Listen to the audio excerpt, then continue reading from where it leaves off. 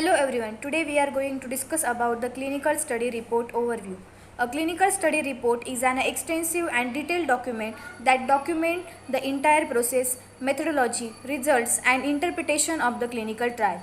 Its purpose is to provide a comprehensive overview of the trial, design, execution and findings, which is the crucial for regulatory submission and the scientific communication. In that it includes the first one is a title page and table of content. The title page includes the report title, protocol identification information, version number, release date and names of the contributing authors and organization. The table of the content outlines the structure of the report for easy navigation. Second is the executive summary, a concise summary of the trial covering the objective, methodology, key findings and essential conclusion. This section is usually a first part review by the regulatory agency. Next is the introduction and background. It provides the context by describing the medical condition being studied, the rationale for the trial, and a comprehensive review of the prior research that influenced the trial design. Next, it includes the trial design and method.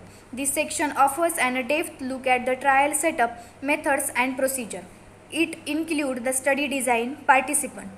So, in that the study design, detailed description of the trial design is present. For example, randomized control trial, observational study and blinding methods.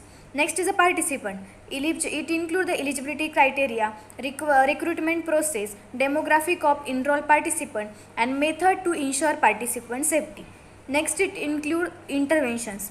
Comprehensive explanation of the intervention administered in each treatment arm.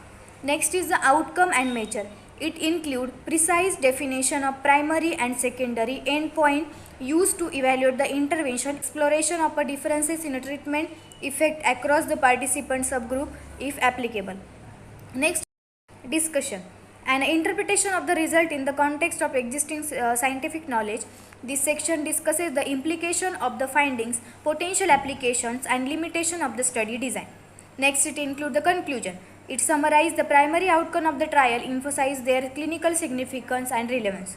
Next is the references. List of all sources cited throughout the report, providing means to verify the accuracy and reliability of the information presented.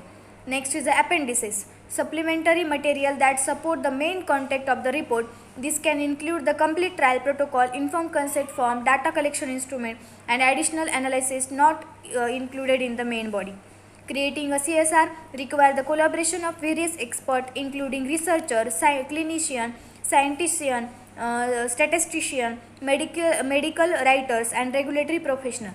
The CSR serve as a cornerstone in regulatory submission and decision, offering through a transparent account of the trial's methodology, the result, its detail, the nature, ensure that regulatory health professionals and researchers can assess the intervention safety, efficacy with the precision. That's all about the clinical study report. Thank you.